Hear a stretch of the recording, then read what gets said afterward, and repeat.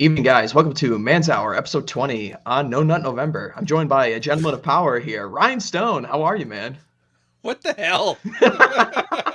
Yeah, I have one of my buddies, Chris Gard, make that for me down in Australia. You just got to go over the top of it. Rob says he's going to join us shortly, but we were just having so much fun chatting, talking about guys backstage and everything like that. So we figured we'd make people in the chat wait a little bit more. But thanks for coming on, man. This is gonna be a lot of fun. Dude, this is going to be a blast. Such a busy day. So, two things. One, Conan. Before I went to the gym for like 10 years, I used to watch. Remember the scene where they sneak into Thulsa Doom's thing and steal the princess? Oh yeah. I used to watch that scene to pump myself up for the gym. So, I love Conan. Oh yeah. Yeah. I don't remember what the second thing was. I'm all hooked on that now. Awesome. So, I guess the first question to get right off the bat: how was your No Nut November, Ryan? Dude, I don't want to swear on your channel, very godly channel. Go for it. Man. We're not monetized yet. Go for it. The worst thing to ever happen was like unattractive guys to build an audience on the internet. Like the worst. It's literally fucks each other over. Like the No Nut November thing, it's like whatever. Seed oils, that's harmless. Get olive oil, whatever. What are the other like big rants? But like that one, it's literally harmful. It's right up there with like, remember the smoking ban? Like those guys who think cigarettes up your testosterone. And I just want to show them photos of my dad when he died of fucking lung cancer. Because I was talking with Dr. David Lay, and it's funny, just the little things. Like I guess if you don't clean the pipes 21 times a month, you're probably going to get prostate cancer. But these guys are sitting here, and the claims are so weird. Like, oh yeah, dude, after 3 weeks, my face got fatter. Remember that guy? Did you know this guy? Oh my God. There's everybody. There's a guy for everything about this kind of stuff. It's like I think what do you think is more funny about this, discussion? Do you think about the physical benefits of semen retention or the mental stuff is more absurd? I like the meta. I like the guys talking about how they can't find women and there's no girls out there. Meanwhile, there's a giant percentage of men sitting at home jerking off about not jerking off. Now, it's like basically 1-to-1 men to women, right?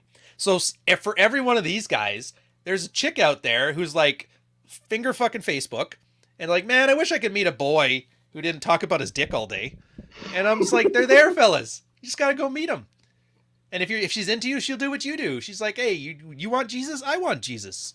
Girls do that all the time. Oh yeah, absolutely. The stupid one guy I was thinking, the semen retention. He's like, after 2 weeks, his face literally got like more chiseled in his jawline. I don't know why they're obsessed with jawlines, but it was funny because a photographer caught his thing. He's like, hey, congrats, dude, on finding out film lenses.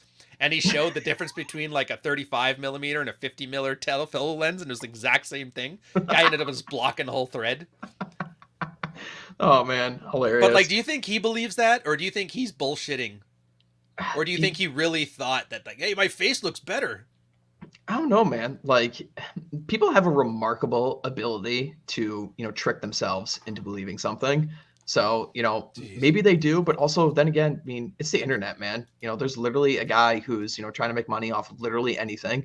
Just does basically no research on anything, makes it his brand, adopts it as an identity, defends it to the absolute core, no matter what happens. It's just a complete dumpster fire, this thing. And like you were saying earlier, that interview you did with David Lay, which is great. You guys can go on to Ryan's channel and go listen to it. But yeah, I mean, like you have 1 trillion sperm cells for a reason. They're they're not meant to be backed up for forever here. And every single one of them counts. That wasn't that the whole thing too? It's like what are the big tenets? It's like sex has to be for procreation, right? Mm-hmm. Otherwise it's bad. And then masturbation is bad because baby Jesus wept. But you're right. Then there's 1 trillion cells, but then they didn't talk about miscarriages. Like, are you stone the chick after that? Like, there's no consistency to it. So it's clear, like, you have to have a lot of cognitive dissonance to think that if I stop for 3 weeks, I'll start levitating above the rest of them. Now, I think another thing, that's important for us to actually, stress here is, you shouldn't be, wasting your time jerking off in your basement. You should be out in the real world actually banging chicks. But, people just actually take this to the absolute nth degree in the entire world, thinking that they're going to unlock, some mutant X-Men, mutagen powers if they, don't fap for a single month, Yeah. and so is it a good thing for you to like, not be watching pornography? Yeah. It's a good thing. You probably shouldn't be doing it. But to adopt it as like, some grandiose, As an identity. personality. Yeah, exactly. That's the issue we're having with this kind of stuff. And then for everybody else to, proudly proclaim, to the entire world that, oh no, I, haven't nutted for this, period of time or something, and then declared it as some amazing accomplishment or something worthy of, statues in your honor is, the nonsensical stuff that we like, shitting on. And you see it all the time on Twitter, man. These Oh, like dude. masculine retention accounts or whatever the hell they are. Oh yeah, the Darius guy. I remember it. He has a YouTube channel. Does I he saw really? that. His beard doesn't even connect. He's one of Oh, those. man. He's exactly what you picture. It's like if you were growing fresh and fit in the lab, this is when it's about 75% done.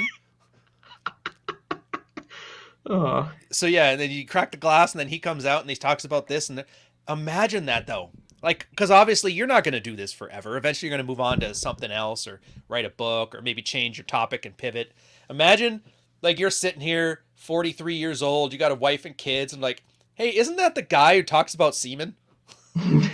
Like, as your legacy. Remember that? Imagine that. Like, no long-term thinking. It's the face tattoo of online content creation, man.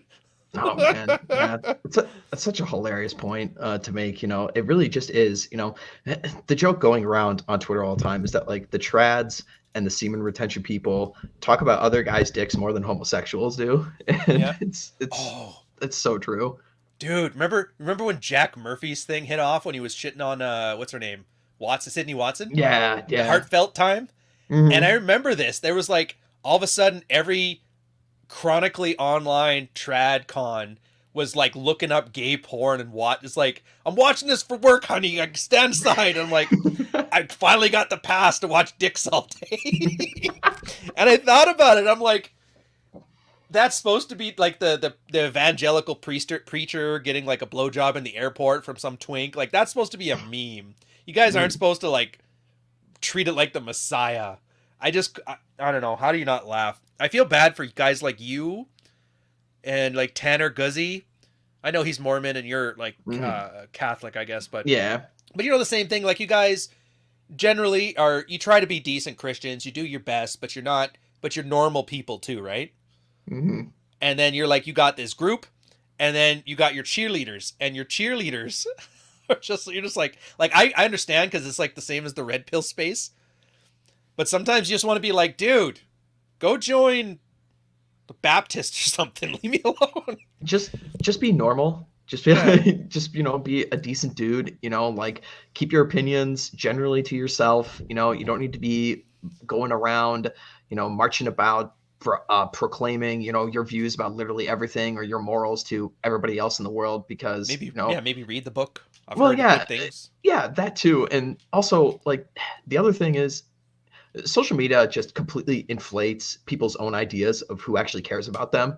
And Yeah. you just go out in like the real world or people on social media, it's like nobody gives a shit, man. At the end of the day, they just care about how they make you feel. And if you're the guy who's just spurging out in a conversation with them, calling everybody else immoral, calling everybody else a degenerate, a coomer, whatever, buzzword you want to use for somebody, you're just not going to be pleasant to be around and nobody wants to talk to you. And that's basically what it is, You guys just had Thanksgiving too. I'm picturing some idiot kid calling his uncle Devin a coomer.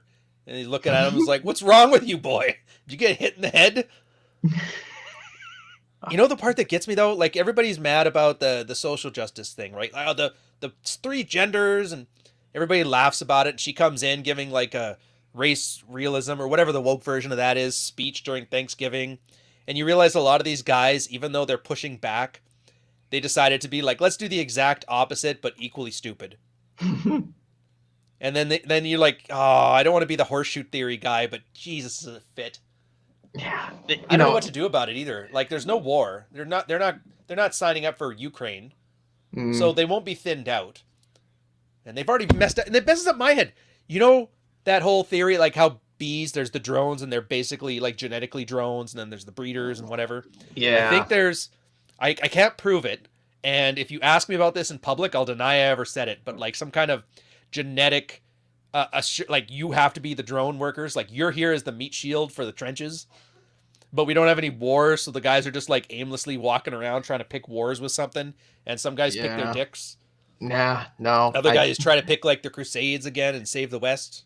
yeah, I mean, I can absolutely believe it, to an extent. I mean, there is something to be said for, so many guys were basically just cannon fodder throughout most of human history. And Yeah. now, because of social media, they now have a voice, which, I mean, I want to be careful about what I say here. It's not like, we should be advocating for, some kind of cleansing here of the lower masses of people. But, how about A just from, solution, not a yeah, final one, but yeah. something near there. If we put our collective minds together, Just want to start a we'll new art figure it out. school. Yeah, exactly. Exactly. It's all right. We're good at the euphemisms. You won't get your Kanye moment here. We're good. We're good. Oh man. Oh man. Yeah. Dude, Talking how of, no, go ahead. Go ahead. how bad are you at interviews? Kanye walks out for like 15 seconds. I'm out of here. You're as bad as Lex Friedman. Oh man. And then like all the Alex Jones stuff today, it's just, oh man. I've We truly heard. do. We truly do live in the most hilarious timeline, to be honest. Dude, Yeah. that divorce, holy, like as the red pill guy, I'm like, I get it. That divorce probably really sucked to Oh cause all yeah. of this. No, it totally did. But then again, like, can you really? This is the thing. Like, yes, is marriage like a really bad rap these days? But at the same time, like, what do you expect for marrying into what is essentially American royalty to a woman who already had like multiple sex tapes leak and everything like this? Like, is this really somebody you want to be hitching your ride to, so to speak? Not a Yeah. very good idea. But it's like that apex fallacy, that we always talk about. It's like it's like, oh man, like the woman's gonna steal all my money. It's like, well, do you have like two pennies to rub together in the first place, to really be worrying about this?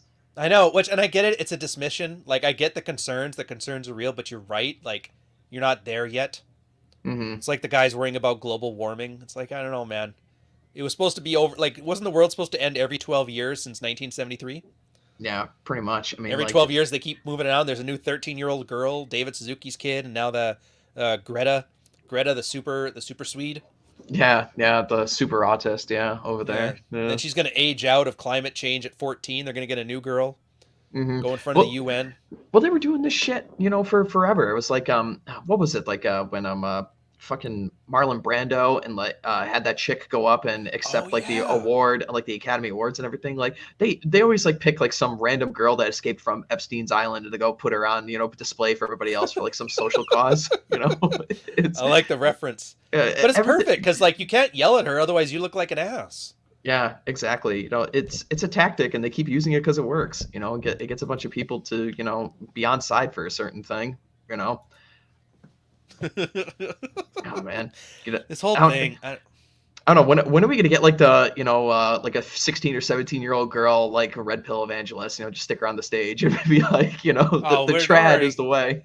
Oh, that's gonna be so bad. I mean, that's all we've had. That's always funny. I love Allie for that because she's like coming in as like, I'm the red pill pick me girl, and it's like, yeah, but she has like no knowledge of the space or any like history of it. So when Hmm. every time she has an idea, you're like, oh, like Candace Owens did, or Casey J, Yeah, or yeah. Girl Writes What, or oh yeah, Paul Elam did that 12 years ago.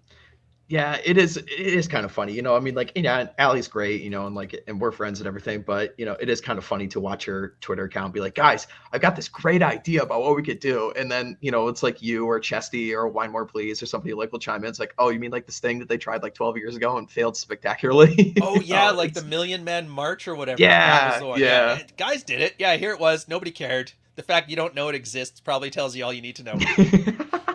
Oh, the Twitter That. account I was talking about off camera. I found it. That was the one there. I think you'll like it. All right, yeah, yeah. Send that to me and I'll check it out later. But Yeah. Anyways, so back to this. What we're talking about? Oh yeah, Allie. Yeah, any veteran always good in my books. She's got like little mm, sister vibes. Except for my little sister was a horse girl, and I think she could thump her. But they're about the same age, so it's pretty cute. yeah. Oh, dude. I saw that the title for your new book. Yeah, you tweeted that out today. Oh yeah. Yeah. Oh man, I was so psyched about this.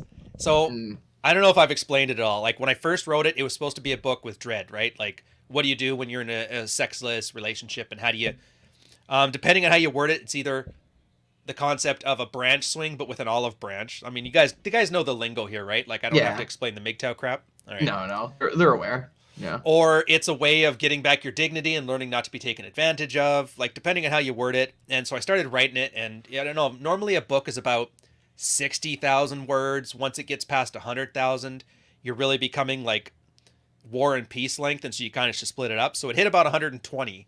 So I had to split up into two, and then the first book was on Frame now, and the second book is going to be on Dread. Mm. And I missed, dude, I had to go back through like 10 years of research. It took like a year to put it all together. And we have forgotten so much stuff in this space. It's not even funny. In lieu of like fresh and fit talking points or kickboxer boy there, Buff Neil Strauss, I call him. Yeah. So well, you don't pass the 6 foot test, man. So dude, I love that. People got literally like, you're just mad at him because he made fun of you. I'm like, dude, I made a promo out of it. How angry do you think I am? Yeah, whatever. And I was like, oh, okay. Yeah, it's just the same as Jordan Peterson, like his dad 2.0.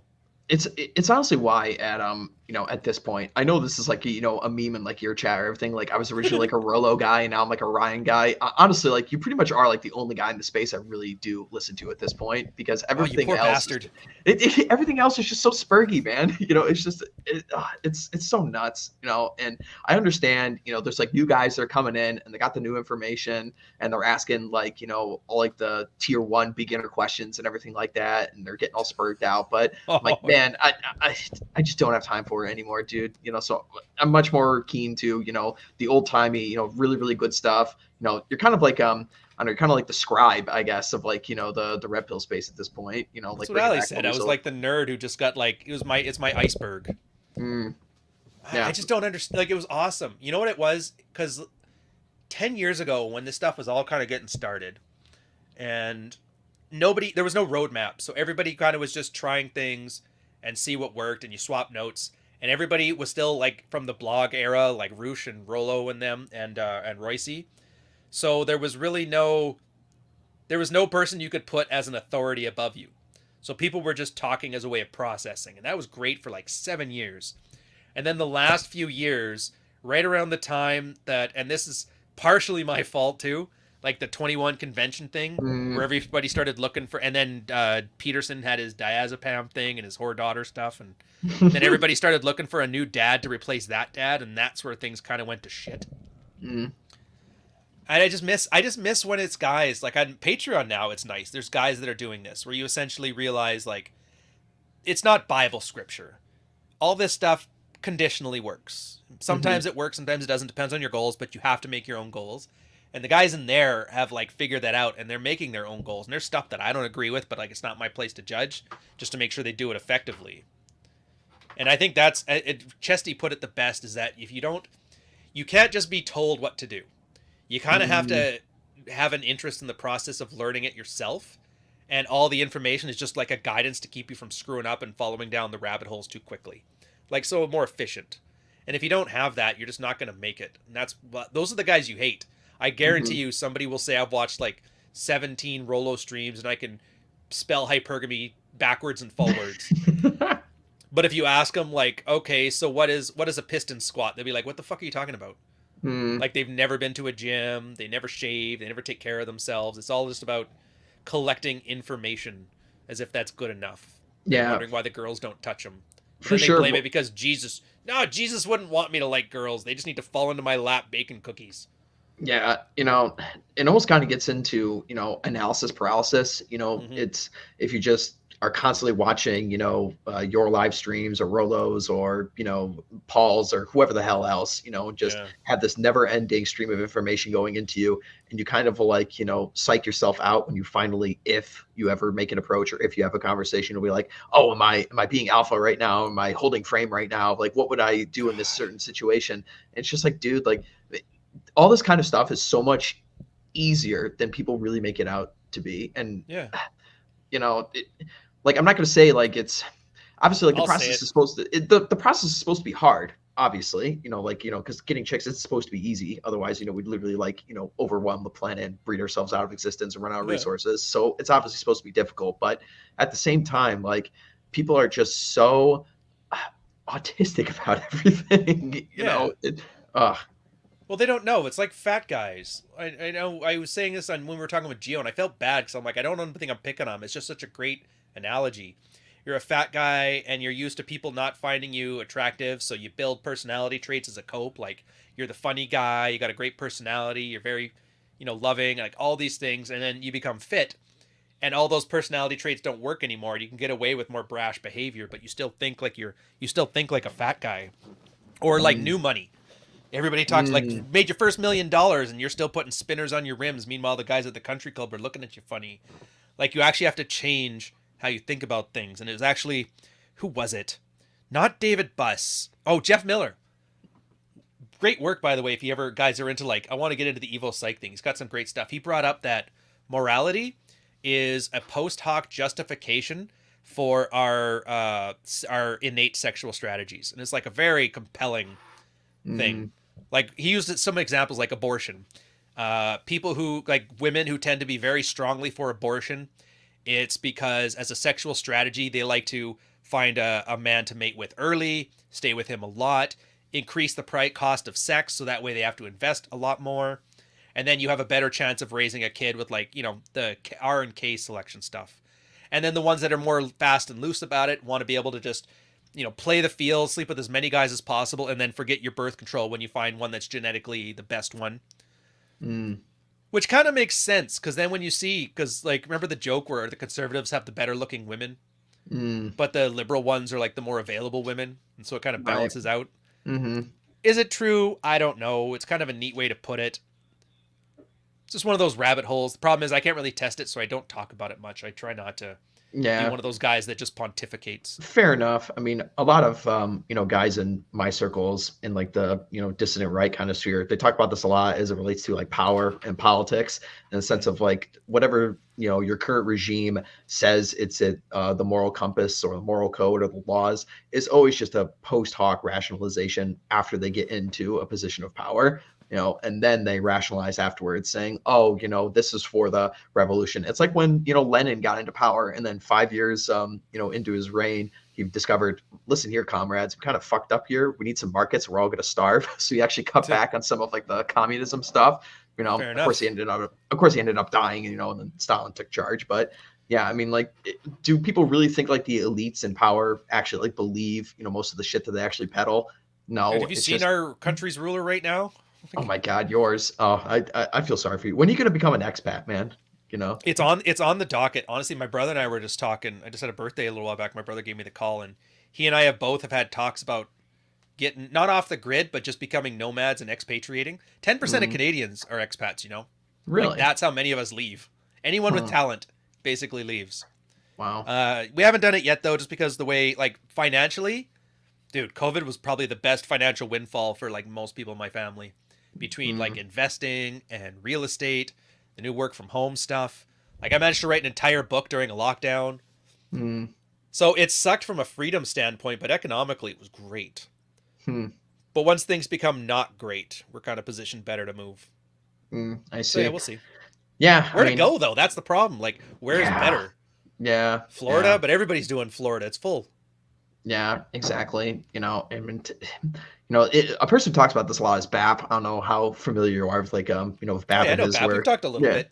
Yeah. So, he talks about, being digital nomad quite a bit. I mean, it is appealing to me to some extent, but yeah, it does come down to the question of, where do you go? But he loves to make the point. It's like the only people who have any semblance of freedom in the modern world are expats, because you go anywhere and you're going to be treated better than the native population, no matter where you go. So, I mean, that's definitely an idea, but, let's get back on this, this topic here a little bit. Again? Yeah, the fappening. Yeah, I tried my best to get you off of it. I really did. Well, I mean, we got to stick with the title at least a little bit, to actually get back on the comic here. What would you say to, a comment like this in the chat? All I hear is, Ryan is a coomer, What does that even mean, dude? Yeah. What does that even mean? I'm actually asking. I really don't know what that means. I saw like one of the Mojacks from it with a dude who looks like what's his face from Radiohead, but that's about it. Yeah, I don't even know what that means. the idea, it's basically like, it's a meme for the guy who's just all in it for like, sexual degeneracy and porn usage and, Yeah. just all about that, like making the identity like, oh, like, we got to have, premarital sex or whatever, like the filler words that track cons like to use, like degenerate, Oh, fornicator, fornicator. Dude, hither yon hither. What the hell, fornicator? Who uses that? Actually, I got a good answer. Here, I tell you what. Who was it that said it? What was his name? I want Oh, to use his oh, name and be oh, polite oh. here. Here, I'll put it back up. Samsa. Samsa, I'm going to give you a legit answer here. Um, I took my dogs. This is like an analogy, so you're going to bear with me here. Took my dogs to the vet. It turns out we dropped an avocado toast on the ground. Dogs started eating it. We're like, oh, we heard avocados are poisonous to dogs. We bring it into the vet. She just like does the thing, puts the pill in their eye. They throw up. And we asked her, how poisonous is it? And they go, oh, it's poisonous for dogs. And that's all they said. But the thing is, like, is it poisonous like cigarettes are poisonous? Or is it poisonous like arsenic is poisonous? So when you talk about things like porn or what was the other stuff? Well, whatever. Yeah, Like, yeah. okay, yes, porn is bad. Obviously, it's not good. If it was really good, you could watch it in church and nobody would care. Hmm. But how bad is it? Like, put it in perspective. Is porn watching up there with, like, murder? No. Is it up there with schizophrenia? No. I put it really down low. And if you're the kind of guy that's life would be 100% in order, perfectly functional human being, it's just the one thing holding you back is Pornhub. Like that's a scenario that doesn't exist. Anybody who's got a porn addiction or whatever clearly has a bunch of underlying issues, and the porn is just the symptom. Hmm. Like you'd be surprised. Actually, you might not be surprised. You know a lot of people in the circles. How many guys that have porn addictions tend to have frigid, overweight, ugly wives? Like they let themselves go, they cult of the child, and they don't. And he's like, but then the guy's in a weird spot. He's like, I don't want to cheat on her because Jesus said that's bad, and it's a lifelong commitment, and I took an oath. And so what else can they do?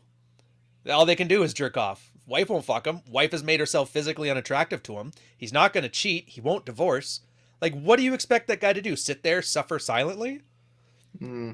Get crazy, rent a van downtown Toronto, start running people over, pull an Elliot Rodger? Like, what's he supposed to do? So when you say it's bad, like, yeah, it's bad, but it's a symptom. Hmm. As Yeah. far as calling me one, I don't know, dismiss me if you want to. I don't really care. Hmm. Yeah. I mean, it's a symptom of something far worse. Yeah. Like if, you know, as far as I'm concerned, it's a symptom of laziness. Like if you were actually out and about doing something, whether it's a job, whether it's working out, whether it's fucking a girl in real life, literally doing anything, are you going to have time to, sit in the corner and go and rub one out to such an extent that it's going to actively cause problems for you in your real life and prevent you from doing other stuff? How many times do you think it is to, like, affect your life, by the way? Like, I Oh, always have, like, I don't have, like, the measurement. Like, is it, like, what, like, twice a day? who Are we knows? talking, like, some insane number? Like, a guy's once every half hour for 3 days straight, and you're like, what the hell? Like, where is this? Where's the Coomer line? Yeah, Do we yeah. even know, or is it just, like, some vague, What? everybody who jerks off one more time than the other guy, he's a Coomer. It's like hipsters. The Mm, guy who's more hipster than you is the only hipster, and you're normal. what's that line? It's like I know it when I see it when they were talking Ah, about like okay. making a law or something, I Yeah, guess. yeah, with the Yeah. porn law, the American Yeah. judge. Yeah, I'll know it when I see it. All right, fair enough. Yeah, I guess that's, what they're going for with that. But yeah, like with all this kind of stuff. And, you know, I got in a lot of trouble with this. I had to stream with Anglo Ortho maybe like 6 or 7 months ago after the US event. People will know this in the chat. But on that stream, I told him, I was like, I don't think porn use and the way that so many trad use it, is a problem because I think they use it as a way to be like softly anti-male in the sense of they try and say like You the think? male, they say like the male sex drive is addictive. And it's like, well, yeah, guys have, 18 times the sex drive of women. Our testosterone levels are higher. Like we're supposed to go out, want to literally, fuck at the drop Yeah. of a hat. It's kind of Actually, can I part push of our back a bit? It's a semantic thing, not mm, addicted, compulsive. mm, Dr. Lay was talking about it's a good difference because addictions, there's physiological signs you can test for it, but it's more of a compulsion as opposed to an addiction. yeah, I Which I think don't know how that's big a a much difference that better. makes to the audience, but No, that's a really good point, actually. Yeah. Well, words are important for sure. Yeah. And addiction kind of has like a negative connotation to it as well. So, like you can yeah. fix it. Mm, Yeah, exactly. Yeah. And there's this thing going on. My buddy, my buddy, academic agent, is doing one of these "Who Would You Do" tournaments, and of course, he's in the dissident right sphere, and he's got a bunch of trad cons and a bunch of other people yelling at him basically, and he's basically having a March Madness tournament of a bunch of like famous actresses and stuff like that, just posing in their Maxim or Playboy covers, and it's like who's more attractive, it's like Lizzo that's over, funny. yeah, Is Lizzo he just fucking over, with the November guys, or oh yeah, I don't know if he's intentionally doing it for the like where your buddy's on a diet and you walk over with donuts and eat them in front of him, like that kind of thing? Yeah, I don't know. It might be an elaborate troll. He is a Now pro that's wrestling dissident. fan. He is yeah, exactly. He is a pro wrestling fan, so it very well might be kayfabe and everything like that. But at the same time as well, it's like, dude, just fucking relax, man. The rest of us, we like looking at a nice pair of tits every now and then. It just brightens your day. You're just scrolling through Twitter and you're like, oh, all right, cool. This is fun. Now, I'm not going to immediately, dash over to, the nearest like stall when I'm out working, I'm like, oh man, got a fat one out right now. I just saw. Oh yeah, we're not tits. baboons. We're not going to throw shit on the walls. Actually, hey, do you see this Doubting Thomas line here at 740? Yeah. Can we put this one up? He's actually got a really switched on point, and I'd love to dive into this one here. Hold on. This is why the argument to stay a virgin till modern median 29 is absurd. Yeah. Yeah. So this is where I don't envy you guys, because you guys have really set yourself up for like a problem with both hands tied behind your back. I think it was Whisper. He put in a great point about this, about who killed marriage, and he argues it's essentially a technological issue, not a moral one. So back in the day, you get sexual maturity happens at about somewhere between 13 and 15 years old, something like that. Girls first get their Aunt Flo. Guys first start, their testes drop or whatever. So at that point, you start wanting sex. And in the agricultural revolution, you could keep it in your pants till like 16, 17. Then they have you marrying a girl at like 18 years old. You go work on a farm. Your parents help, like the Amish will build a barn for you, build your house. Your parents set you up in a place, you live with them. So the difference between, and that's your economic maturity. So the distance between your sexual maturity and your economic maturity is just a couple years. So, you can keep it in your pants for a couple years. But now we're in the Industrial Revolution, where an information age. So not only do you need to be sexually mature, it still hasn't moved. It's still 13 to 15. But now you need to finish high school at 18, then a 4-year degree. Some people have to do graduate degrees. The housing market is messed, so to be able to get a house and to put kids in it. Sometimes, like he says, you're 29, 30 years old. Girls' fertility window is down to like a couple years, and that's it. So you kind of have to rush through it. So you hope you met the girl while you were learning. But you know what I mean? Like that's a technical problem. Like society is not designed for natalism. And that's, everybody thinks it's an anti-natal movement. I think it's just a byproduct of the iPhone generation. Yeah. And what I'm surprised is that there is no religious people of any faith trying to figure out how to work with this. Like, because Mish was great. I learned a lot about Islam, his last podcast we did a couple weeks back, where he was bringing up, how everybody thinks that like Islam is all about poly, like multiple wives and stuff. Turns out not really. Like in Muhammad's day, it was monogamy was the big thing. It was just after particularly brutal wars, so many men would die that Allah was like, okay, you got to rebuild like the Muslim faith, so you have to take a few wives because there's not enough men to go around. So it was a technical solution to a problem that existed. In that case, warfare was killing too many Muslim men. And there's no sexual reformation happening in any religion right now. I think you're probably the closest thing you guys have to a front runner on that, which I don't know if that's a compliment or a dig. Yeah, it's definitely something we got to tackle with. And here we go. WWE run-in style from Rob Says. How are you, man? What up? How are you guys doing? No games, no nudes. Man, it sucked ass being in Twitter jail, I'll tell you what. Oh, that sucks. You missed a great morning. No, I caught you and everyone dogpiling on you for a change, Ryan. Is that what they're doing? I didn't catch any of it. I feel bad. Well, from what I caught, there was a couple of dudes because you and Mish had a conversation during one of your shows. I want to say it was this last Saturday show you did. Well, there are some certain Muslim individuals who you use the air quotes. Yeah, Muslim individuals There we go. That's right. Here he is. You the know man what? And it was himself. perfectly innocent. I kind of remember now. We were talking about he was talking about that's the monogamy thing we were talking about, Hawk. And he was bringing up how Muhammad's first wife was a chick that was older than him, and she was wealthy. And then she loved him so much that she financed the first proselytizing or whatever. And I said, oh, so whatever. I can't remember what her name was, but it's like the Virgin Mary sort of Muhammad. And I'm like, so basically she was like the first sugar baby or sugar mama that financed his thing there. And Mish thought that was kind of funny. I guess Abu lost his mind on that one. Yeah. Basically called the Virgin Madonna a whore or something, and he was losing his mind, and I'm giving him branding advice, and he's still losing his mind. And then he went on to like the public things here, and I just muted it. I'm like, whatever. Good luck, sir. Enjoy the void. That's right. Enjoy the void. Mish keeps coming back with screenshots. Dude, he just threatened to throw a random dude through drywall. I'm like, Twitter's not real, man. Hey, what can I say? Well, you know, on Twitter, you can learn not only about how to retain your semen, but you can learn how to get your chicks to tie your shoes for you. You can, learn how to throw a phone through the wall because you're mad at your whammon. There's all kinds of great stuff you can learn. Hey, speaking of which, are you pro or anti-Coomer?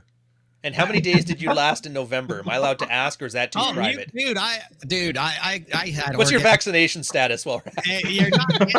I'll tell you. So apparently, you are reading my posts. That's cool. Oh yes, I read all of your blog posts, man. All right. Well, I don't assume nothing anymore with anybody. Did you read my latest one I put out today, though? No, not today's one yet. Like I said, I've been off the internet. I've been busy. Fair enough.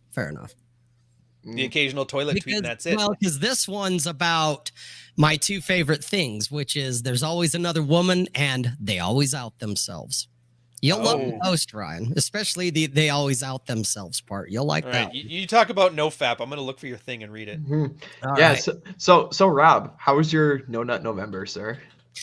I had orgasms almost every fucking day. Fantastic. Well, because the way typical Coomer bullshit. Right. Typical Coomer bullshit. Fornication, yes or no? Yes or no, Rob? Yes. Plenty of it. Yes, please. May I have more? Hey, who's that guy again that I'm making fun of here? I forgot his name. The one that's got the weird looking face. Looks like Don Draper in a dryer. Yeah. Nolan Knowles, the fornicator. Yeah, the fornication guy. Oh fuck. What's his deal? Like he seems like Roosh with with speed. He's a follower of Roosh. He's interviewed on his channel a couple times. Now I'm assuming that when you say he's interviewed Roosh, we're talking post Roman. Oh yeah. Crazy Roosh. We're not talking about Bang Roosh. We're talking about after Bang Roosh. Correct. Okay. I just wanted to make sure that we're talking about because they are two different guys. Yeah, absolutely. No, for sure. But Rob, we were talking, before you came on here about, I know I crashed the party. Sorry, I'm late. That's all right. I keep trying to digress off of it. So no, you're all good. You're all good, man. Like, yes, we can move on. Yeah. Well, we all know how much Ryan loves talking about these, spurgery topics and everything like that. So, but anyway, so we were talking about, like the degeneracy and everything like that. And, Coomers, tradcons, all this kind of stuff. But, the basic idea of, right before you came on, Ryan was talking about the big problem that, the trad cats, the Christian conservatives, everyone's dealing with the simple fact that, the times they are changing, to quote Bob Dylan, it's not the old days when, you got your farm when you were 18 years old and you were economically successful and, you only had to keep it in your pants for like 2 years. And now, you got to wait, 15 plus years, which is, it's just not feasible to expect from people, Correct. Especially guys, who are programmed from day one, to want to go and bang. True. Yeah. So, and I'm sure you got a lot to say about this, Rob, given the part of the country that you're in. Well, I just watched a movie here the other day, and it's called The Homesman. It's a Western, and what, Netflix or whatever service I use was the one that recommended it to me because I happen to like certain Westerns, like Unforgiven. And there's a couple others that I enjoy, and they're like, oh, if you liked those, you'll like this. So I'm like, oh, well, who's in it? What's it about? Well, Tommy Lee Jones is one of the main characters, and he directed the film. So this is one of the first that I've heard of where he was the director. And it's Hilary Swank is the woman that's like, she's actually the main character. And it's a story of this spinster woman who's like 31, has to deliver 3 crazy women back to Iowa from the Nebraska territories. This goes back to the 1800s. Okay. She gets this guy, Tommy Lee Jones, to help her out. But there's a couple of points in the film, and I'm getting to my point with our topic here. Okay. It's a fictional film, but boy, there was some bangers in it because she was talking to a guy early on in the film before she had to go do this trek, before that even came up. And she tells the guy, what say you and I get married to this guy? And he stops because he was having some cheese. They were having dinner. It's all nice. He stops and he looks at her and he's like, no. And she's like, why not? You know, we make a good team, blah, blah, blah. And he's like, you're too plain and you're too bossy. No, if I want a wife, I'll go back east and get one. And then he basically tells her, thank you, ma'am, good day, and fucking gets up and leaves. Okay. Tommy Lee Jones' character does the same fucking thing to her. She brings it up to him where he's much older. And he's like, no. And she's like, why not? And he's like, you're as plain as a tin pail and you're too bossy. Okay. But here's the thing that ties into the whole trad fantasy world. Besides that times are a-changing, the truth is those times never existed. Not even back, not just pre-1960s, pre-birth control, pre-all that stuff. They never existed because people fucking die. Okay. You go back to the 1800s, 1700s, women die in childbirth. All these people fucking die. And so you had more of a sense of urgency back then because you weren't, you know, if you lived to be 30, you were fucking old in a lot of cases. And so guys had to grow up. Guys had to move on. But these guys, you know, they wish for those magical times. And Ryan always says it. Oh, you want to work in a coal mine or in a fucking factory, huh? You know, and I'm just like, yeah, I'll pass on that shit. Fuck that shit. No, thank you. It's the greatest time to be alive ever. It is. Oh, yeah. It really and we're ruining it by jerking off all day. Yeah, apparently. Man, it absolutely is. I mean, just look at this conversation that we're having right now. I mean, just the fact that like people can, you know, shit on trads, like, you know, on the internet and everything, you know, it's just, it truly is amazing to be alive. But yeah. What do you guys think? Well, to be fair, not shitting on trads. There's like, we should separate like religious guys and the identity trads. There are 2 different groups. I'm glad you pointed that out. Yeah. Well, it's funny because in my article I mentioned, you know, the people who claim they're. I saw your dig about the top G. It was pretty good. Well, there's that one, of course. Okay, but one of the things I've been on your show a few times, Ryan, and our favorite topic seems to be, you know, religion. We tend to go after religious people per se. But I do want to clarify that I know some people who are deeply devout, whether they're Mormon, Catholic, Muslim, it doesn't matter. They're deeply devout, but you would never know it unless you knew them personally because they don't talk about it online. They don't preach about it. They're not trying to get you to convert or doing the, hey, look at me. You know, I did a thing. I converted to Islam. I'm fucking cool now. You know, they never talk about it. And that's part of that. They always out themselves that if you're this person that feels this need that I got to announce to the world that I'm becoming Muslim or I'm becoming Christian or I'm becoming a fucking atheist or whatever it is, that to me that's a red flag. It's like, oh, run that one up the flagpole. Let's see what else they do next. Okay, so you had me at Reddit atheists. There you go. Those guys, right? You know, this comment right here, I really got to push back on this because we're not saying devoid of meaning. You make your own meaning, man. Right. Yeah. Like it's always been that way. And everybody else, you know, was deluded into thinking that it ever was anything different.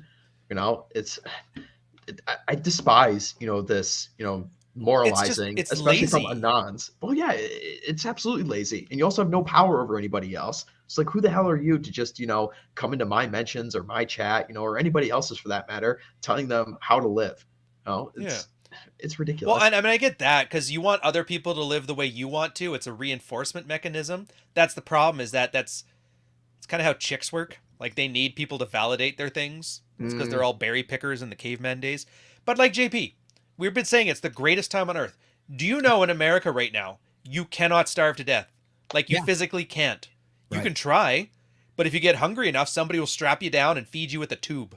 Yep. Like they mhm. will not let. Unlike Canada, they won't just like euthanize you for because you're sad. Right. Oh, Oh my you're God. here. Let's give you a lethal injection. It's like, yeah, it's like the fucking, the animal hospitals and shit up Yeah. there. You Well, guys, that's scary shit, man. I'm and And that's telling the the you. thing. thing, Everybody makes it to like the first half of Nietzsche, where like God is dead, and then everybody's like, "These are the nihilists. The nihilists don't believe in anything." It's like, no, Oh, dude. Nietzsche was very positive, man. You But just that's got the to read to thing. the end. But like with absolutely. God is dead, he's not saying that like screw that guy, let's get out of here. He was saying the tenets that were in place that made like the biblical middle age Catholic and Christian thing there, those times are gone. Yep. And because of the things that have gone, like the same thing we're talking about with like the economic versus sexual maturity, they're gone. So we've killed that God. But then if you keep reading, it's like, well, then you got to find your own meaning. And it's like, there's a freedom to that where you Hmm. literally get to carve your own path. It's like the first time in recorded history that you get to do whatever you want. You can rise by your merits, you can fall by your failures, and there's nobody going to stop you. Not only are they not going to stop you, they're not going to judge you. And then the first thing that happens is guys looking like, this is bullshit. Why can't you tell me what to do? What if I get it wrong? It's like, you're probably going to get it wrong, but you can move and pivot. You're allowed to change your mind. And the Bible has been around for like 5,000 years. The Torah before that, another couple thousand. Islam, Mormons, or LDS, I guess. Yeah, Science. depending on Like how you want to call it. Yeah. the point is, there's a rich history. So if you wanted to live a biblical life, it's not hard. It's way easier than it used to be. The only difference is you don't have like religious police walking around whacking people with canes if they don't Not do what only you do. that, but you don't. You go back to older times, let's say, during the dark ages or something, when Yeah. Christianity was at its zenith. You had the Inquisition going on and all that kind of stuff. Yeah. Yeah. Back then, the church was the state. Okay. Oh. Because there was no separation between church and state. And so, I mean, fucking inquisitors could come to your house, yank you out of it, and, force you to confess your sins based on nothing more than they looked at you and decided he needs a scouring, he needs a Yep. cleansing. And if you burn to death, and they're like, "Oh, he was actually Christian. He died." Or if you sink when they throw you in the water Yeah, with a rock. exactly. Okay. But, but his soul's been redeemed in heaven. Okay. Yeah. Even though they just murdered you. Okay. That's the big difference between maybe some of these idealistic fantasies some of the guys have compared to, at least here in the West, and that includes, Canada too, is the state is the one true God. Okay. Here in the United States, yeah, the church can put pressure on the congregation to say, vote a certain way about a certain topic, whether it be abortion or it be gay marriage or whatever. And yeah, the sheep, the flock usually do what the church says, but they have to tread carefully, because if they overstep their bounds, the state can sit up and go, wait a minute, you're acting political now. We're going to revoke your tax exempt status. Oh, You just became a political organization. You're no longer a religious organization, and religious organizations are one of the few that are tax exempt. And I promise you, if you go and talk to a devout member of the LDS church, off the record, off the books, they will tell you the church as a whole frowns on divorce. But you will never find an LDS lawyer, which there's a bunch. Huh. They will never go to court in a divorce proceeding trying to use religion as the defense to deny a divorce because they can't. Because if they try and make a claim, a judge could sit up who is the state in a physical form. That guy sitting at the bench is the state. And he can look at him and go, oh, wait, you're getting involved in legal and political affairs now. You're acting on behalf of your church, not as a representative that was hired. Mm-hmm. You're coming in representing your faith now. Well, that falls outside of your tax exempt status. We can revoke that, and there goes your $1 billion+ a year tax free. That sucks. And no church wants to touch that. Hey, Rob, are you trying to tell me that everyone is in it for money? Say it ain't so. Come on, man. Oh no, people want the thing that buys cool stuff. I mean, the Church of Satan is not tax exempt. They did not file for tax exempt status. So I guess there is one religious organization that pays their taxes. Is that why Chesty keeps saying Bal did nothing wrong? Correct. Oh, man. Oh, speaking of Middle Ages, so I was talking to you before about alt-right history or whatever. I have to confirm this, but I think it's true because it was kind of true in the Middle Ages. Back in the medieval times, back when the church was like in charge, the state and the power, do you know people like had sex in the room in front of their kids and neighbors and guests and all that stuff? And well, yeah, because your domicile was so much smaller, so where else were you gonna have it? So like open sex, and I remember this because I thought like that seems weird, but then it makes sense because back in Victorian times, which I've heard were like the most prudish times that we can recall, they used to have absinthe bars, and they used to have like they were basically jerk-off houses. You would go in there with whatever French debutante, you guys would jerk each other off in the booths, drinking absinthe, getting all high off of it. And it's funny because these are like, I could argue they're probably the two most devoutly religious times in our history, and we're almost as bad as like orangutans in those times. And it seems strange. I almost want to say it's that American, once you guys kind of came here on the Mayflower and that with the Puritans, you kind of had like this separation from European Christianity. Correct. And you kind of separated from the way Christianity had been and made your own, like, whatever the Europeans are doing, we're not going to do it. Well, we're going to make baseball, we're going to make football, we're calling it soccer, and no touching your dick. Well, what that goes back to, Ryan, it's funny because you're touching on it. What that goes back to is pre-Pilgrims, Mayflower. Yeah. Okay. You had a couple of major Christian denominations at each other's throats. You had Catholicism, okay, and they were kind of the head dog and had been forever. Right. Then you had, the Lutherans / Protestantism, okay. These were the guys getting persecuted by the Catholics, okay, because if you're not taking the holy wafer a certain way, apparently you're wrong. You're doing it wrong. Kind of like the internet today. Okay. Good. So that's when they decided, the Protestants and the Lutheran groups, all that. And yeah, I know some asshole in the chat's going to correct me. Don't be a spurg, you guys. Broad strokes, man. Broad strokes. I get it. Yes. Yes. Okay. But you have the Protestant Reformation kind of crowd who decide, well, we're going to take our ball and we're going to go practice our religion over in the New World. And that's what ended up happening is that whole group that became us came from persecution by the Catholics. Oh. Because back then, the state and the church were still one and the same. That explains then why everybody talking about white people didn't count the Italians for the longest time. Correct. Oh, yeah. Don't get started with that conversation. It was a Catholic versus Protestant thing. Okay. That's why here in the United States, the very first, what is it? Besides freedom of speech, the second one's freedom of religion. Yeah. And that's why the state, for the most part, other than when religion decides to get too big for its britches and steps into state territory, like voting, legalities, offices of, political offices, those kind of things. Okay. But otherwise, the state usually will not touch a religion with a 10-foot pole. That's why Branch Davidians existed. That's why the Mormons exist. That's why Scientology exists. Because even though you could say they're cults, and I would tend to agree, they're religions and they're protected. And nobody wants to be the one to, hey, you're persecuting my religious views. Yeah, probably look good They on a will campaign not slogan. touch that.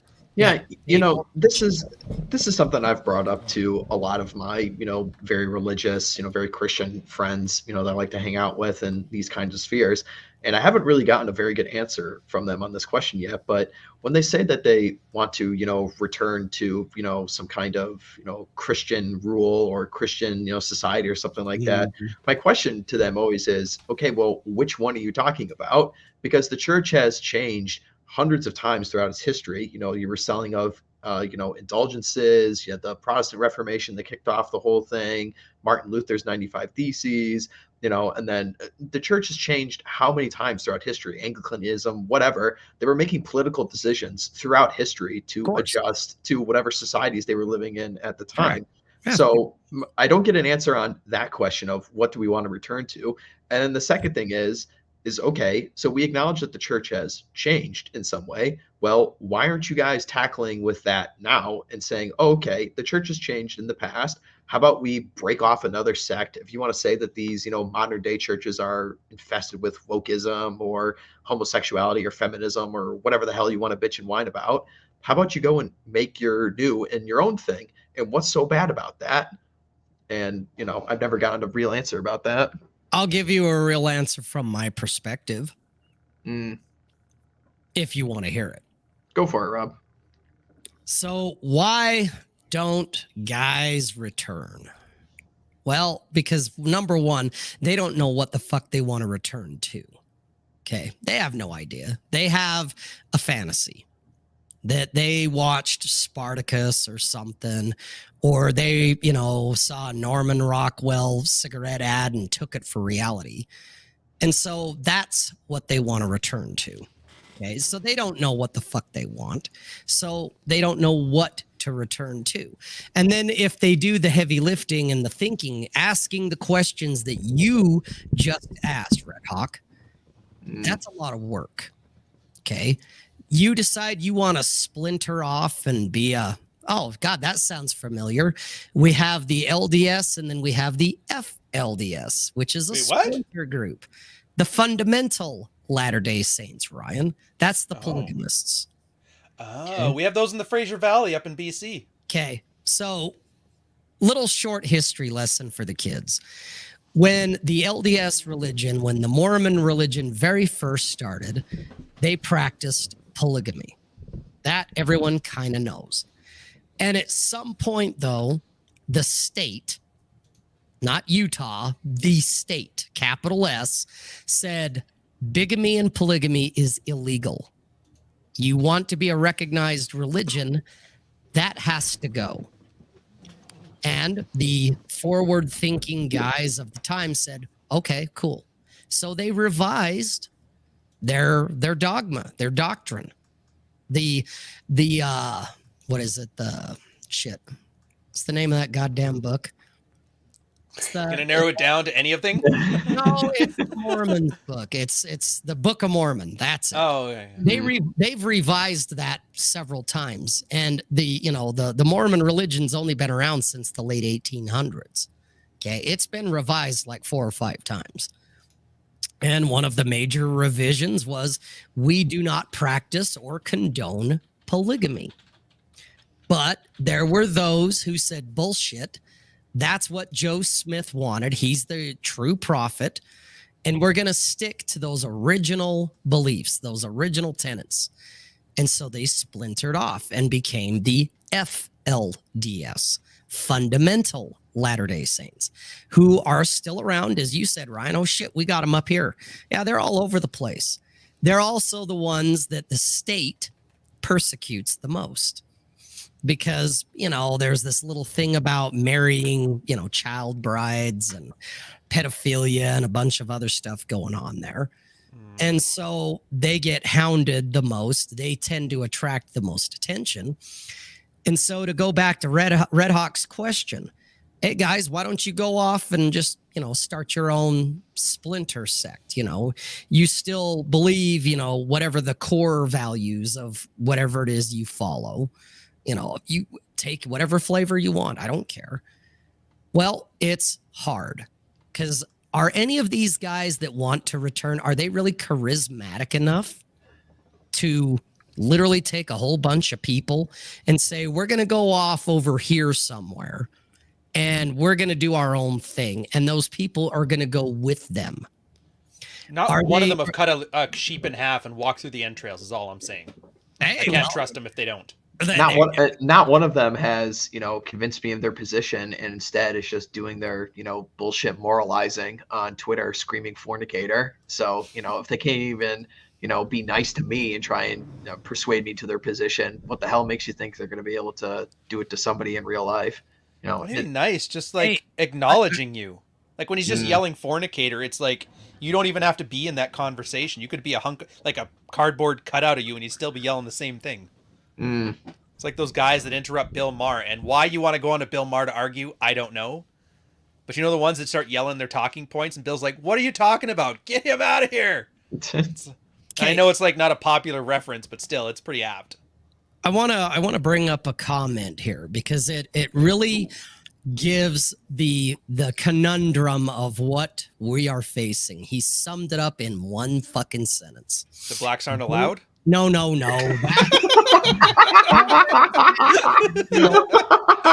Damn, black guys aren't allowed.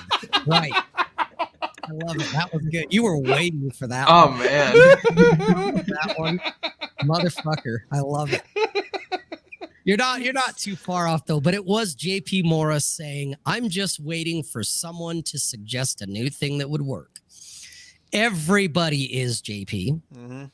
That's why we are where we are. Every wife is waiting around for somebody else to do the fucking heavy lifting. Okay? Everybody wants a revolution, but nobody wants to be the first to get shot. Everybody wants to change the system, but to what? I don't know. I'm waiting for somebody else. Hey, be nice to Pat Stedman. Come on, man. Yeah. Hey, is this court case coming up yet or what? I want to live stream that. Oh. I've watched like the convoy protests. I've watched the convoy like Senate hearings. I've watched the minutes. They just finished the hearings over that one, Interview 2.0. I would love to watch Stedman justifying his live streams and like, we weren't going after the Capitol. I was just showing support for Trump. Somebody brings up some of them old like wine tasting seminars where he's talking about demons of some random Latin. Oh, man, it's wild. I wouldn't have such a, I wouldn't call it hate for trads, just disagreement and, playful banter with them. If so much of what they were talking about wasn't actively harming people, particularly, like, I guess you'd call it guys in our space of things, like it's causing some severe problems for dudes because, we're not living in the 1950s. We're not living in the 1850s. We're not living in, 100 AD. And you giving these kind of prescriptions to lost guys who don't really know any better because they've been raised by a bunch of women, and you're leading them down this path that is actively setting them up for several degrees of failure.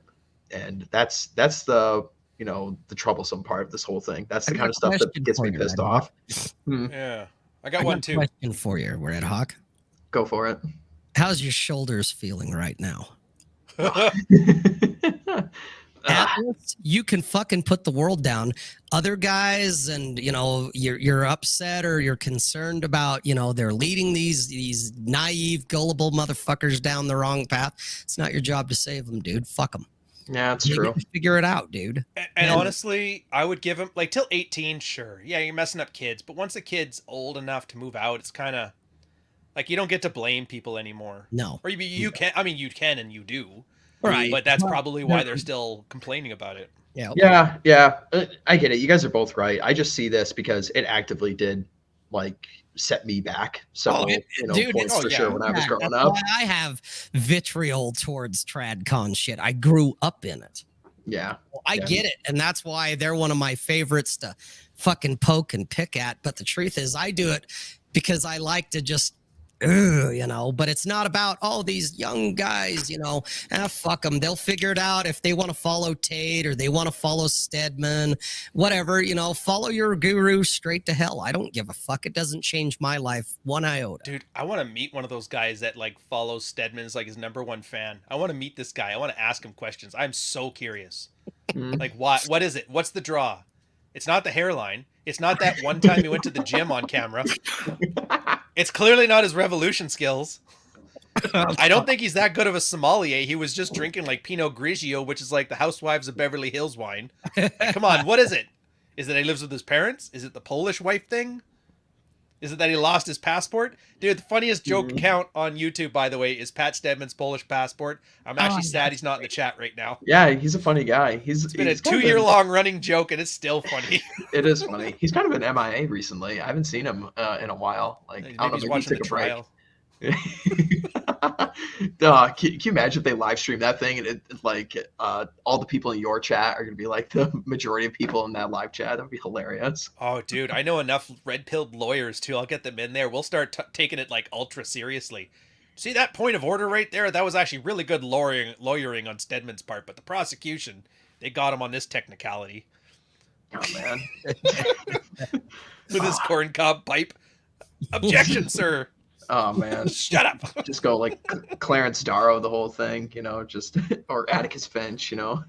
Oh, yeah. But I normally don't like laughing at somebody's misfortune, but it was such an unforced error. I think for, like, you guys in chat, I don't know how, your chat looks pretty switched on. Like, nobody's been yelling fornicator or whatever, but dudes, you would be surprised. You may not become top G, but just by missing the unforced errors, you'll get like 80% of the way there. Oh, yeah. Just see what all the people do to fuck up and then be like, I'm just not going to do that. Yep. That's all you got to do. That's it. Just don't do what they did. That's it. Yeah. It's so much of it. It's so much of it. It's kind of like what we were talking about before, Ryan, before Rob came on here about, you know, if you just become like a red pill masturbator, so to speak, back to No Nut November stuff, but you just get into like an analysis paralysis and you get like a deer in the headlights when you finally like approach a chick, you're like, oh fuck, she went off script. Am I being alpha right now? I gotta say something right now. What's happening? Am I losing frame? No. I know, and all the girl sees is a guy just standing in front of him with the blue screen of death in the eyes, and you're like, what the fuck? Is he gonna rent a van? Is he gonna turn me into a skin suit? He's like, no, I love your skin. And you're like, oh Jesus. Oh yeah. Jesus. I don't know, I laugh. Honestly, I think for a lot of guys, they need to hit rock bottom. And at some point, this like online branding revolution is like gonna be the rock bottom for everybody. The unfortunate problem is like we don't have freak shows anymore, so we kind of have online branding. So that bottom is getting like further and further down. Like, I don't know. I think I know what the bottom is, though, Ryan. Ooh, there's a lower one than getting federal charges of insurrection. Yes, because it's not about the guru. Is it about joining Islam? No. In the middle of nowhere? No. Drinking? No, it has nothing to do. You talk about wanting to hit rock bottom, and I know what you mean. I know what you mean, but I want to know what you mean because I'm psyched. Okay, here it is, Kate, and this is where the guys in the chat, the silent majority, the guys that are just watching the videos, whether they're Tate Bros or JPP fans or whatever. I know what their rock bottom moment is. Okay. It's when they've spent all their money and all their time and they're fucking broke. And the wisdom of their guru did nothing for them. And they go, fuck. Okay. Because, hey. The final $5 super chat, huh? Pretty much. Yeah. I asked him about the cup article, but I didn't have $1 to send him. Look at it this way, dude. Okay, back in my day, and Ryan, you and I overlap when it comes to learning pickup and whatnot. We have a very similar frame of time, if you will. Okay. Okay. I learned, even before mystery came onto the scene, I knew, and maybe Red Hawk, maybe some of these other guys know too. I first heard about Ross Jeffries, speed seduction. Oh, wow. Okay. Yeah. So we're going back to the early 90s here. Yeah, this shit was on VHS. Yes. I still have them for memorabilia's sake. Wow. Oh, that's awesome. Yeah. Okay. Does speed seduction work? Yes and no. It does if you are not in a club where it's loud and noisy. Mystery is way better for the club. Okay. But if you find a chick, say, at a library or a coffee store, and she's very cerebral, speed seduction works. Okay. But you have to learn a lot of neuro linguistic programming, NLP. You got to learn. Granted, Ross Jeffries gave you scripts. Here, say these things, these phrases, do this. But you had to learn tonality. You had to learn gestures. You had to learn body language. None of those things come easy when you're in your head going, oh my God, she's hot. What do I say? Okay. And your average drunk chick that shows up with a White Claw, that shit's not going to work on her because she's too drunk. Okay. This works more on sober chicks, but it's, you know, it was marketed at the time as like, here's the science behind seduction. All right. So I got into that. I got into mystery. I got into all kinds of shit, bought all kinds of books, DVDs, you name it. Okay. Studied. That's why I always say, just one more book, one more course, one more video, because that was me. And then I woke up one day and was like, fuck, I've had a couple of lays, but the expenditure of time and money was not fucking worth it. And so I just started going out and being like, I'm going to just kind of throw shit at the wall, you know, kind of like what guys that simp do without simping part. But I'm like, I'm just going to throw shit at the wall and see what sticks. And that's when all of a sudden I'm getting responses. And I realized it wasn't because I was suave. It wasn't because, I had a killer line or a killer body. No, I was the right guy at the right place at the right time. And I shut my fucking mouth and let them do all the talking. Girls talking. Sounds novel. You should make a Gumroad course. Right. That's why I call it training wheels for the soul. That's what I loved. Like mystery, it wasn't so much because the naturals always tell you the same things. Like, just go talk to girls. Just, what do I say? Just go say hi, whatever. And then you go up there, you say hi, and then she's like, hi, and then you stand there like an idiot. You're like, I don't want to wear your skin as a suit. And I liked it because it gave you like a structure, right? Like, fucking use that. I could say that. I could walk up, hi. Wow, this is awkward, but I don't want to wear your skin as a suit. Yeah, and but it's the delivery. Like, I get that. Yeah. So you have to learn how. But that's what I like, because like mystery was like, that's 3 phases. Each phase had 3 parts. So you had a structure to it. You do all the parts. Right. And then you would see like some parts you were good at and some parts you were really bad at. So you worked on the parts you were bad at. And then you went through it the first time and it worked. And you're like, holy shit, that actually works. And then you go through it like a bunch more times. And then at some point, like I remember meeting this one girl. And it's where I kind of like, that's why I call it training wheels. I was like in the middle of like the opener stuff. And she's like, you don't have to try so hard, you know. And I was like, oh, yeah. Mm. Yeah, and then I realized, like, I'm skipping steps here. I was like, how much of this can I skip? What's the record time? And then you realize, it wasn't... It's like, this is such a weird reference. Star Chaser, The Legend of Orin. Do you guys know what the hell I'm talking about? Nope. Not a clue. During the Frank Frazetta rotoscoping Lord of the Rings Hobbit animations, there was a Star Wars ripoff. It came out in like 1984 called Star Chaser, Legend of Orin. Orin was a miner, and the one rule was never dig up, and he digged up, and he found his not Han Solo, and he had a sex bot, like a chrome one. It was pretty cool. And a princess that was like really bitchy. Like you could tell it's like, it sounds familiar. And the evil guy who ran the mines, which wasn't Darth Vader. But it was, right? So he found this hilt, and the hilt had like a special magic saber of light that came out of it. And at one point, the guy was going to kill the dude's girlfriend or kill the princess, and so he had to throw the hilt away. And then his little, not Obi-Wan Kenobi little pixel sprite was like, the power was always in you, Orin. And he just did this, and then the light came out of his hand, and then he chopped off the dude's head. And that was Pickup, in a totally convoluted 1984 animated rotoscoping reference. If you guys have ever watched, you'll watch the movie, go download it, you'd be like, oh, I get it. Yeah, no, I get it just from your descriptor. I get it. Oh, it's a good movie too because it's got like the disco Battlestar Galactica tunes too. Can we talk Nice. about? Let's talk about American You know- '70s animation.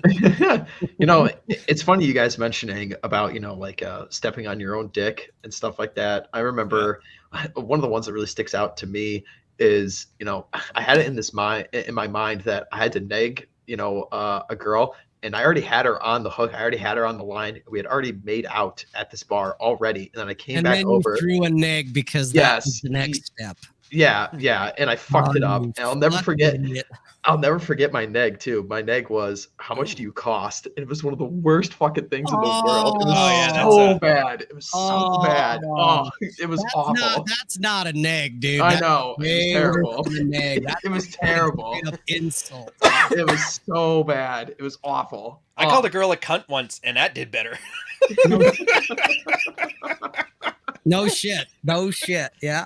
I mean, she's Australian, but still. Hey, I probably get how away much do with you calling cost? them a cunt. Yeah, you live and you learn, man. That's awesome.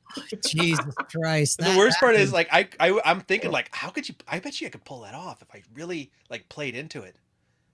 Oh yeah, you'd I have don't to ham it up hard, dude. You'd Oh, have did I lose my headset or did you guys? I might have. I might have laughed too hard and lost my own whole Oh, thing. maybe.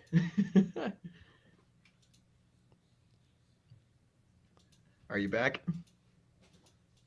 No. Ryan's face is literally that girl when I said that line right now. Oh, Rob, I'll never forget it. Like her face just completely went to shit. I was like, oh. And then like afterwards I realized it's like, oh fuck, I really fucked this up, didn't I? And oh well, That's when you hear Morgan Freeman's voice, there's a freeze frame and that's when he lost the girl. You guys there? Yeah. Yeah. We're here. Oh no. Uh-oh. Ryan lost his audio. Nah, too bad. Oh, there we go. You back? Did it come back? Yeah, I don't know how I did it, but I managed to mute the computer. No, You were laughing so hard, things like, get out of here. Yeah, boomer moment.